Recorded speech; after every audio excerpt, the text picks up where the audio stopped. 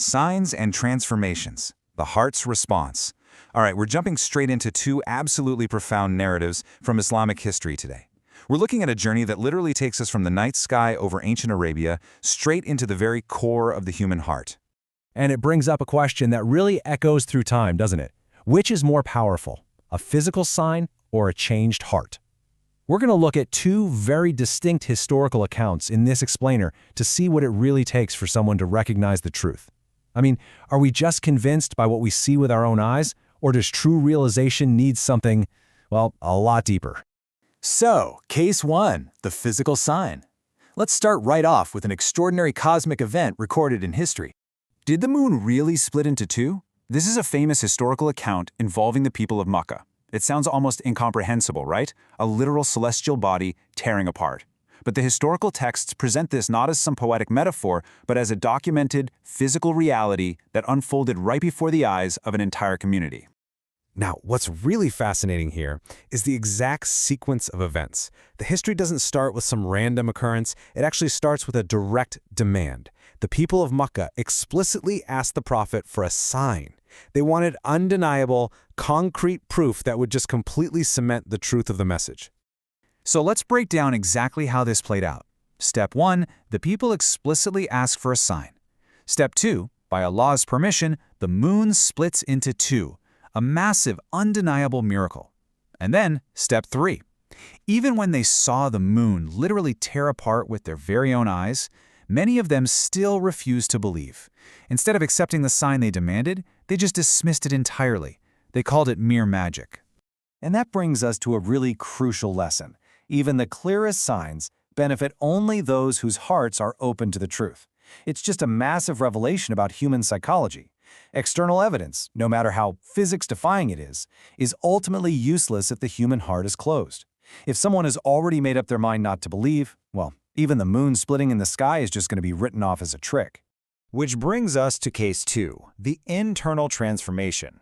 If massive physical signs aren't always enough, what does a true shift actually look like?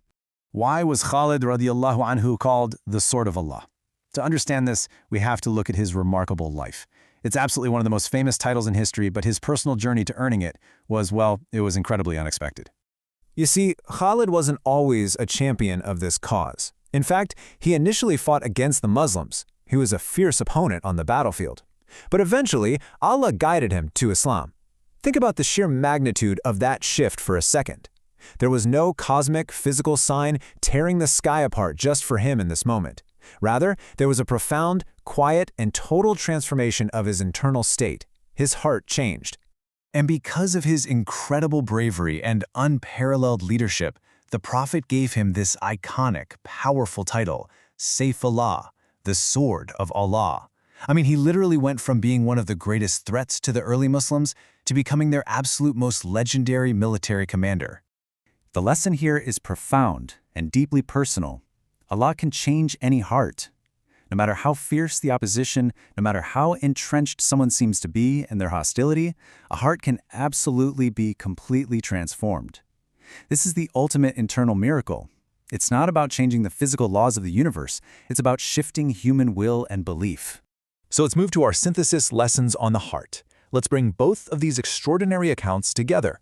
These two stories brilliantly illustrate the ultimate contrast. On one side, we have the external sign. The moon literally splits in half, the grandest physical event imaginable, and yet it was rejected by closed minds and called magic.